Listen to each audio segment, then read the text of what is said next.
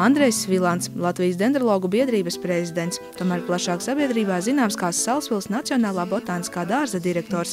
Šo amatu viņš ieņem jau 9 gadus. Andrejs uzsver, botāniskais dārzs ir domāts sabiedrībai, tāpēc nevar ierauties savā kažokā, tēlojot kaut ko svarīgu un nepieejamu. Andrejs uzaudzis netālu no Varakļādiem, vietā, ko sauc par Lelīstrodi. Nav gājis bērntārzā, toties caurām dienām dzīvojies pa mežu un pļavām. 7. klasē mācoties jau pārzinājis retās un aizsargājumās augu sugas, kas bija vērojams mājas apkārtnē. Ja mežam draudēja izciršana, Andrejs mēģināja glābt augus, tos pārstādot citā vietā. Es pats no 1. līdz 11. klasē esmu mācījies Varakļānu vidusskolā, tā kā par savu sākotnēju izglītību, tad es esmu 100% Varakļānu vidusskolas produkts, kā es saku. Un manas lauku mājas atradās 7 km attālumā no Varakļāniem, līdz ar to, tad, kad bija pietiekoši daudz stundu un uz to pusdienlaika autobusu es netiku, vai arī autobuss bija nokavēts, vai negāja un tā. Tad bija 7 km no rīta ceļā no mājām uz skolu vai 7 km no skolas uz mājām.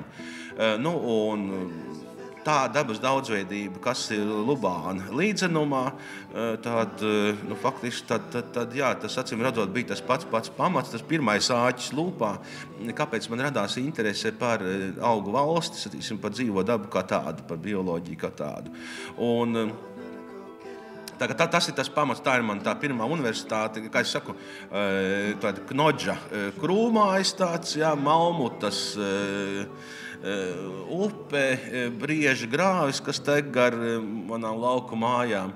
Tā ir mana pirmā tā bioloģijas botānikas, tā skaitā universitāte, kur es iepazinu to dzīvo dabu.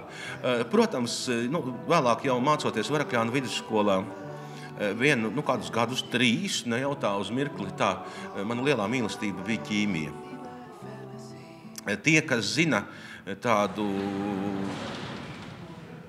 Gļinkas vispārīgo ķīmiju, tas ir aptuveni tik bieza grāmata ar pār 700, manuprāt, lapusēm. Tad to Gļinkas vispārīgo ķīmiju tajā brīdī, kad man tā ķīmija interesē, es to Gļinkas vispārīgo ķīmiju izlasīju 3 reizes no vāka līdz vākam, tā kā bestseller pirms gulētiešanas vakarā. Es zinu, ka daudz šito dzirdot rāda nedaudz ar pirkstu pie deniņiem, bet tā ķīmija, ar to ķīmiju arī bija tā aizraušanās, bija tāda ļoti saudabīga, jo pašā sākumā es noklausījos to, kā kaimiņu puikas vienkārši šausminājās par to, cik tā ķīmija ir briesmīga, šausmīga, un vispār nekas briesmīgāks nevar būt par viņu.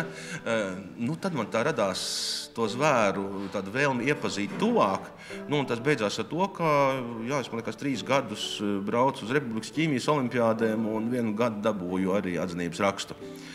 Bet 11. klasē kaut kā tas Malmutas, tas Lubāna džungļu aicinājums tomēr guva virsroku un es devos uz Latvijas Universitātes bioloģijas fakultāti. Andrejs Nacionālajā botāniskajā dārzā sāk strādāt, būdams vēl students. Visu savu apzināto dzīvi es dzīvoju Salaspilī un botāniskam dārzam visu laiku biju blakus. Biju staigājis pa botānisko dārzu un skaties, bet 2 gadus atpakaļ mēs paņēmām velosipēdus un uztaisījām mazu ekskursiju pa botānisko dārzu. Tik liela apjoma informācijas nebija ieguvis savā dzīvē pa botāniku, ko Andrejs, mums pastāstīja visiem līdzbraucējiem. Un ieguva ļoti daudz zināšanas, tieši botānikas jomā un pa pašu botānisko dārzu kā tādu. Es apmeklēju jaunu oranžēriju, man liekas, ka tas ir viens no labākajiem projektiem pēdējos gados vispār, kādi mums ir. Tie pirmsākumi bija tādi, ka tas bija 1991. vai 2. gads, kad mani uzaicināja šeit uz botanisko dārzu uz pārunām. Mans jau tagad dendroloģijas skolotājs, un viens no Latvijas visu laiku izcilākajiem dendrologiem Raimonds Cinovskis. Es atbraucu pavasarī, mēs izstaigājām dendrāriju, Es biju pārsteigts par tām milzīgajām augu kolekcijām, kas šeit ir Salaspilī. Kā viņš vēlāk atzina, viņš bijis pārsteigts par to, ka viens students kaut ko sajēdz no dendroloģijas un pat zina kaut kādus latīniskos nosaukumus. Tādā veidā tad mums tā sadarbība arī sākās.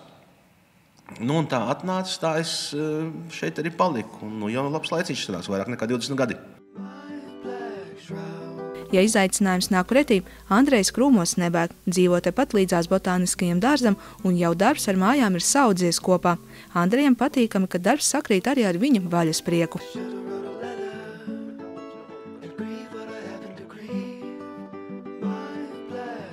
Pastāstīt par šiem 20 gadiem šeit, kā viss ir mainījies, attīstījies un audzis.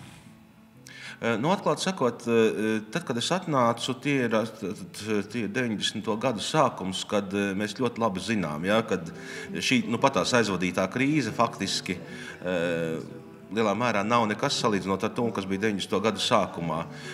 Ieskaitot to, ka mēs mēnešiem sēdējām bez algas, ieskaitot to, ka ziemas mēnešos mēs tepat Dendrifloras nodaļā mēteļos sēdējām un salām un grauzām katrs savu sviestmaizīti, jo atļauties aiziet paēst pusdienas uz kaut kādu krodziņu, kafejnīcu, vienalga, kur to īsti nevarēja atļauties.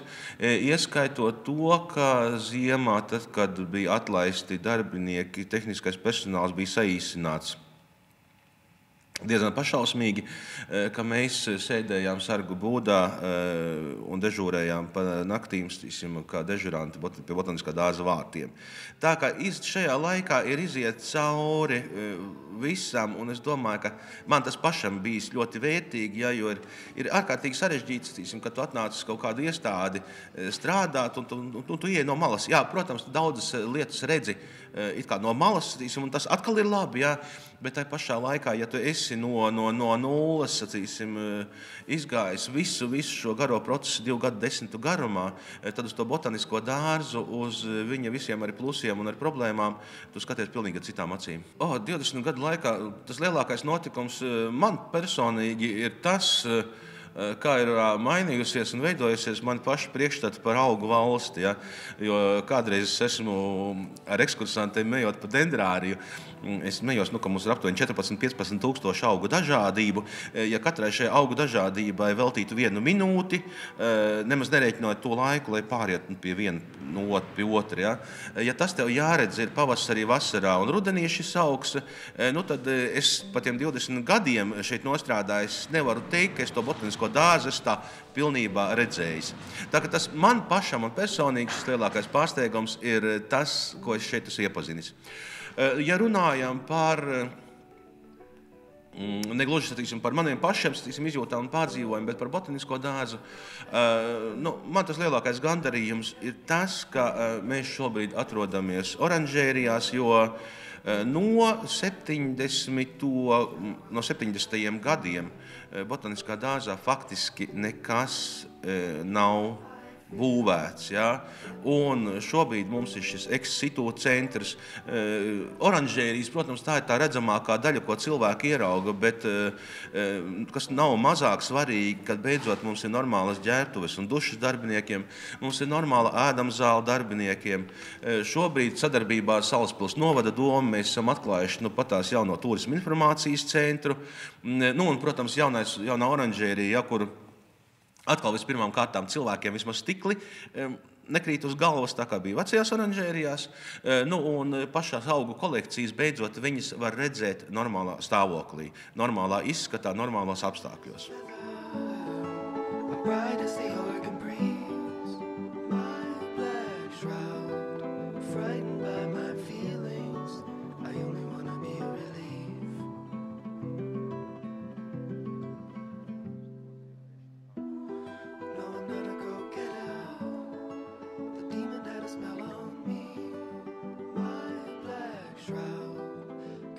Īsumā par botāniskā dārza direktoru Andreju varētu pateikt, ka cīši labs cilvēks. Viņš man ir draugs, kolēģis, biedrs. Esam vienā partijā, zaļajā partijā. Tik vispusīgu cilvēku, es godīgi sakot, otru tādu nemaz nezinu. ļoti plašas zināšanas daudzās jomās. Īsumā ļoti labs cilvēks, pat nezinu, ko stāstīt vairāk.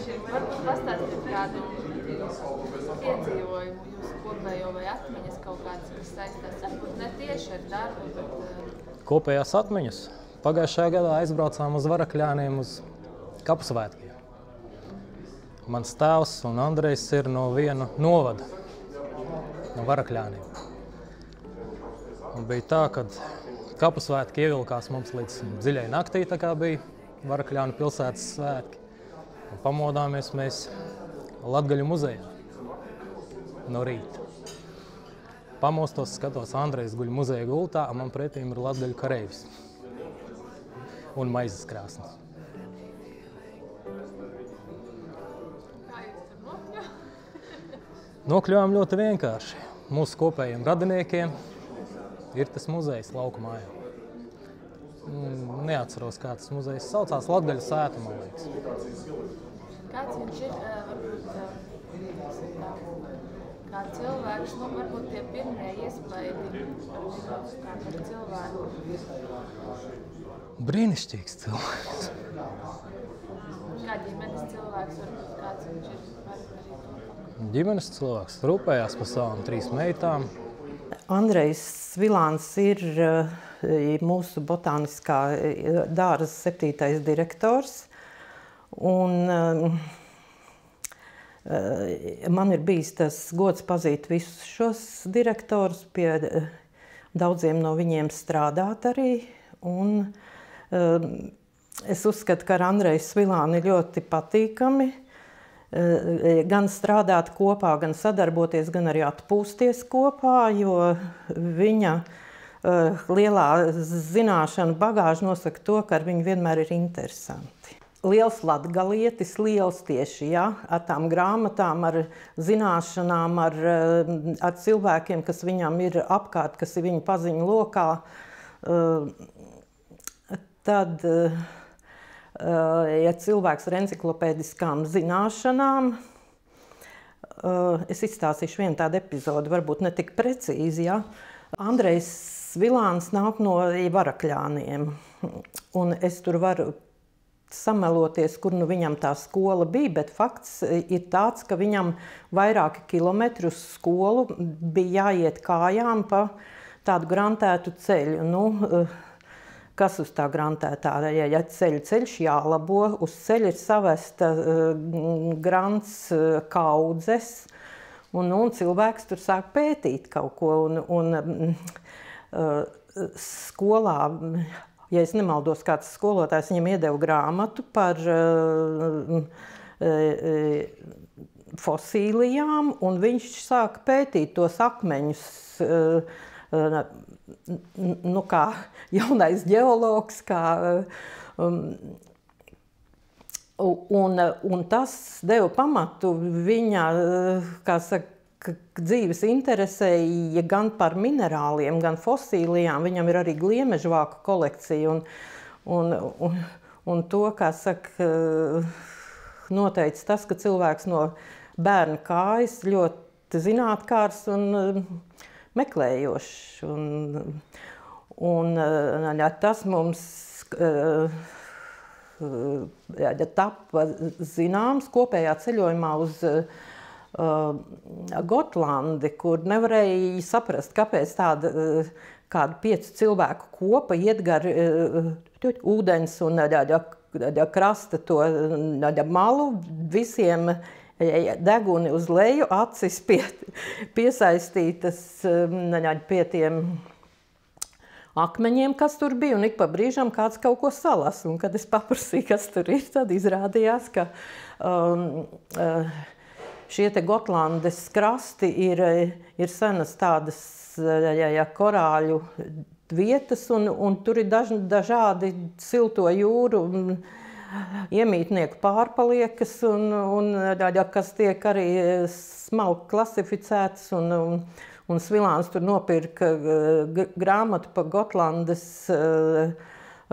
fosīlijām, un tad mēs te vēl kādu laiku mācījāmies no tā, ko bijām atveduši mājās. Nu, tādas Tādas atmiņas. Atmiņas, jā. Nu, tas ir tikai vienas no, jo, teiksim, ja runā par iestādi, tad Andrejam Svilānam daudz ko ir devis tas, ka viņš ir strādājis kā žurnālists Brīvajā Eiropā, un līdz ar to viņam nav problēmas ar komunikāciju, ar izteikšanos, ar savas iestādes vai darbinieku aizstāvēšanu, vai, teiksim, viedokļu paušanu par jautājumiem, kas kādreiz ir ļoti arī vai samudžināti, vai neskaidri, vai no konteksta izrauti, tad tas arī nāk iestādē par labu.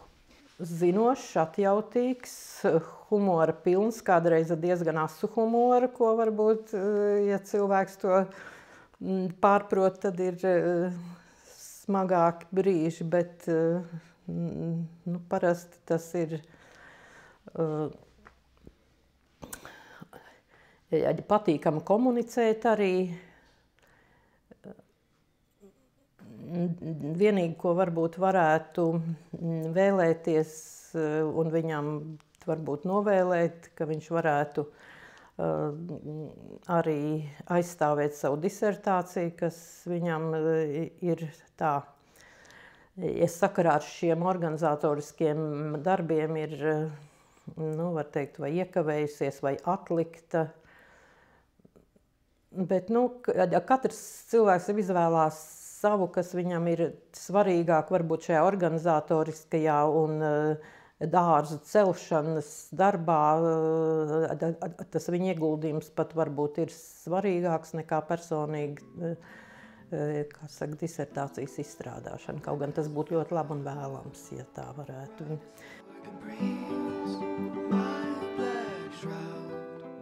Bagātīgās kolekcijas un ekspozīcijas ir lielisks izziņas avots gan dabas pētniekiem, gan dārzkopiem, profesionāļiem un amatieriem. Dārzs ir dzīva mācību grāmata studentiem un skolniekiem. Pastāstiet varbūt nedaudz par veco oranžēriju, vecajām oranžērijām. Kā varbūt radās ideja šai lielajai, skaistai ēkas būvniecībai? Kādi tad bija tie apstākļi? Vecā oranžērija, faktiski mums bija 3 oranžērijas, kādreiz pat 4. Savā laikā, kad es šeit atnācu strādāt, tad šīs lielās oranžērijas vietā šeit bija Gerbera un Krizantēma siltumnīcas. Un toreizējais direktors mums bija ļoti nopietnas, viens no, man liekas, pirmajiem strīdiem botaniskā dārzā, kāds man vispār bija, kad es teicu, ka šīs vecās oranžērijas vienīgais kopšanas līdzeklis ir buldozers. Man toreiz neienāca ne par 0,4% prātā, ka es būšu pats tas buldozers, kuram būs jāparaksta tas lēmums par šo te Krizantēma Gerbera šo te siltumnīcu nojaukšanu, un ka es būšu arī tas, kuram būs jāpiedzīvo šīs jaunās oranžērijas atklāšana. Vēl mums ir tāds neliels siltumnīcas, kas ir bijuši pie vecā kantora ēkas, kas šobrīd būs tādai komercpavairošanai pielāgots. Mums ir tās augtās ražotāju siltumnīcas, kas ir padomju laikos tika būvētas, jo viens no galvenajiem botaniskā dārza uzdevumiem bija selekcija un arī komercražošana. Ja? Tas, ko pasaulē šobrīd botaniskam dārzam neviens nedara un kas ir zem botanisko dārzu goda ražot, tas bija viens no pamatu uzdevumiem. Tā kā šo te, slēgto siltumnīcu platību bija pietiekoši daudz, bet viņas visas bija vairāk vai mazāk traģiskā stāvoklī. Tā kā šobrīd arī tās nelielās oranžērijas, kas ir pie vecās administrācijas ēkas, viņas noteikti būs jāremontē, lai mēs viņus varētu izmantot turpmāk. Un par pārējām, par tām ir jādomā, bet noteikti viņas viena daļa tiks demontētas. Jauna oranžērija apmeklētājiem durvis vērs 2015. gada 25. aprīlī, kad notiks arī pirmais šīs sezonas tādu gada tirgus. Vispirmām kārtām šeit apmeklētājs varēs redzēt daudzas no tām mūsu kolekcijas lietām, kas līdz šim vecajās oranžērijās bija pilnīgi slēgtas apskatei. Tā kā šeit varēs, protams, šeit mēs atrodamies šobrīd publiski pieejamā daļā. Šī ir ekspozīcija zona, kur var iet klāt, apskatīties augu. Taustīt nevajadzētu savādāk, ja mēs pārāk daudz taustīsim, tad maz kas no viņa varētu būt pārpalicis. Bet šeit, piemēram, ekspozīcija zonā šeit būs centrālā zāle, kur ir agāves, alvejas, ir kaktusi, visi dažādi dracēni, ir puķu koks no Kanārijas salām. Tālāk šeit ir augstie subtropi, kur mēs šobrīd atrodamies. Šeit ir arī tādi augi, kam, ja tās mūsu ziemas būtu vēl pa 5-10 grādiem siltākas, tepat tās araukāriju, arī kaut ko no efejas mums arī pazīstams, šīs gan ir šķirnes. Ja. Ir lietas tādas, ko mēs varētu pat pie mums ārā audzēt un kaut kur Kurzemē pat var mēģināt aizsargātās vietās riskēt. Tālāk mums ir tādi siltie un mitrie subtropi, kur ir mākslīgā migla, kur mēs varam ieraudzīt jau filodendrus, tas, kas ir tik tiešām ir jau siltumnīca augi, ko ārā gan pie mums nevajadzētu veikt. Un pašā tālajā galā atkal ir liela ekspozīcija gan ar augiem, kas ir mums ļoti labi pazīstami, kā kallis, jeb zantedēšijas, strelīcijas, vēl daudz citi.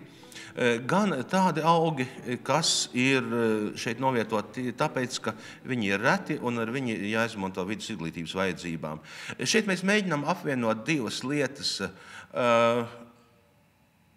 Šo te bioloģiskās daudzveidības saglabāšanas funkcija, tās ir arī sugas, kas ir Vašingtonas konvencijā par tirzniecību ar apdraudētajām sugām, kas varbūt tās kādreiz ir ļoti necilas, un tam apmeklētājam, skatoties uz tām zaļajām lapiņām, var rasties jautājums, priekš, kam vispār tāds šeit ir vajadzīgs. Ja? Bet viņas ir vajadzīgas no bioloģiskās daudzveidības saglabāšanas viedokļa. Otrs, kas ir šīs vispār pazīstamās lietas, tieši tāpat tās, kā es saku, ka zooloģiskajā dārzā ir jābūt zilonim, žirafē, mērkaķim un vēl kaut kam, ja? Tā arī botaniskam dārzam, ja mēs runājam par skolēnu ekskursijām, par bērniem, kuri to dzīvo dabu iepazīst, ja? Tad noteikti ir jābūt palmai, kur tie mērkaķi rāpjās, ja? Ir noteikti jābūt banānam, ir noteikti jābūt kādam kaktusam. Tie, kas jau pa patsmitniekiem, tiem jau rodās interese par citiem augiem, kā pieņemsim par agāvi, ja, jo kā to teķīlu, no kā to kaktusu šņabs, kas nav kaktusu šņabs, ja, bet agāvi šņabs ir, no kā to ražo. Nākamais ir, cilvēkiem gados ir, šeit ir tāda klasiskā vērtība kā mirte. Un ir pietiekoši daudz šobrīd, kur tam mirte ir izgājis no modes, bet kādreiz jau vienmēr tā interese atkal rodās. Vai atkal ir kamēlijas, ja, un cilvēkiem, kas ir operas cienītāji, protams, kamēlija dāma, jeb traviata, ja, tad vienreiz taču ir jāredz, kā tā kamēlija izskatās īsti dabā. Tā kā šeit ir gan šis izklaidējošais, gan izglītojošais, gan bioloģiskās daudzveidības saglabāšanas moments, iespējami daudz koncentrēts vienā, nevienā, bet 4 zālēs. Šī ir apmeklētājiem slēgtā daļa, kas ir ar stikla sienu, tātad viņa būs redzama cauri sienai, kur ir nacionālā Gerberu kolekcija, kur ir nacionālā krizantēma kolekcija, ciklamens un vēl daudz kas cits. Kāpēc viņa būs slēgtā daļa? Tāpēc, ka tās pašām krizantēmām šobrīd diezgan postoša ir viena sēņu slimība, un līdz ar to tur cilvēku tāda masveidīga staigāšana nebūtu vēlama, jo šī ir vienīgā vieta, kur šī kolekcija tiek saglabāta. Bet mēs domājam, ka mēs no šiem ziediem rīkosim izstādes šeit publiski pieejamā daļā. Tāpat kā līdz šim mēs esam rīkojuši ziedu izstādes Dabas muzejā Rīgā, Rundālē mēs esam rīkojuši izstādes. Tā kā, sacīsim, arī tas būs pieejams, bet tā ikdienā tas būs skatāms cauri logam un, protams, būs arī informācija par to, kāda ir tā krizantēma vēsture selekcijas, kāda ir tā Gerberu selekcijas vēsture, jo tas pats jau no šī selekcijas vēstures aspekta ir ārkārtīgi interesanti par tām pašām krizantēmām, kā no tā mazā štuntiņa ar tiem centimetru diametrā ziediņiem, ja, mēs gadu tūkstošu laikā esam nonākuši līdz tiem lielajiem krāšņiem krizantēmu ziediem, kādus mēs viņus rudenī dāvinām saviem tuvākajiem mīļajiem.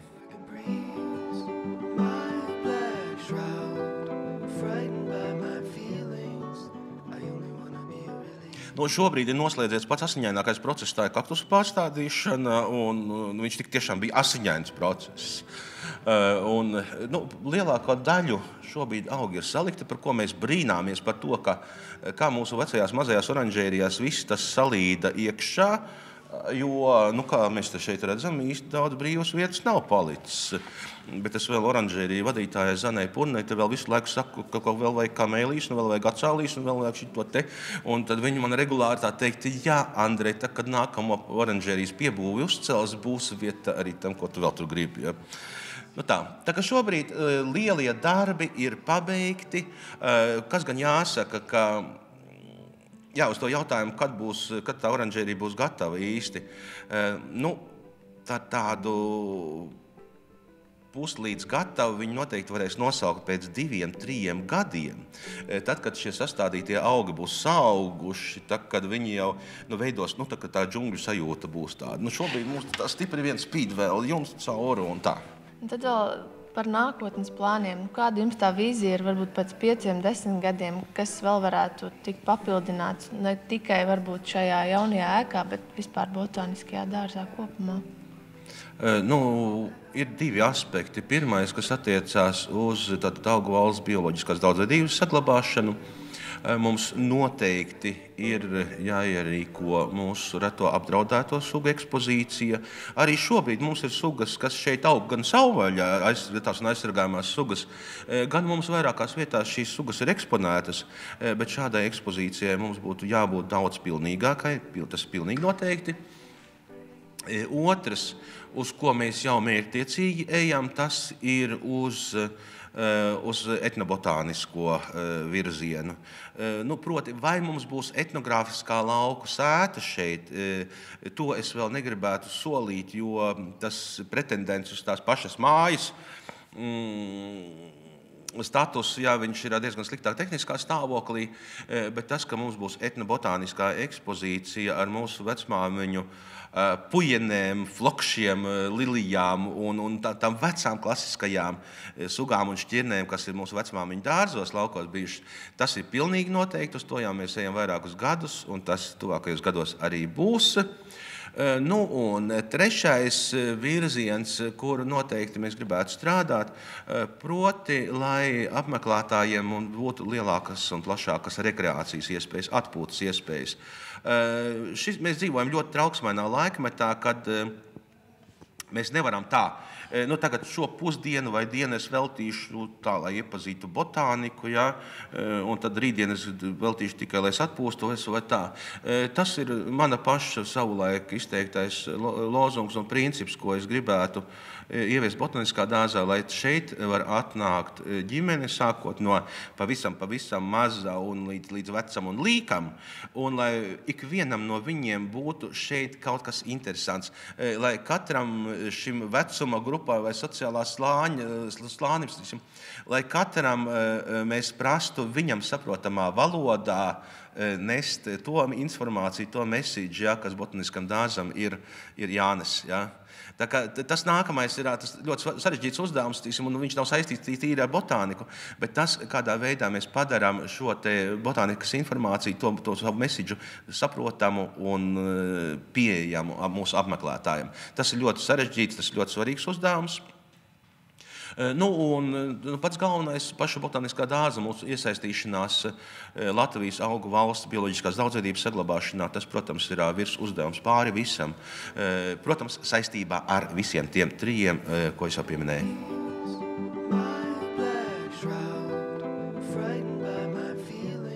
Botāniskajā dārzā ik viens gaidīts, lai atpūstos harmoniskā vidē, iepazītu Latvijas un pasaules augu daudzveidību, smeltos idejas daļu dārza ierīkošanai, kā arī atzīmētu dzīves nozīmīgos notikumus.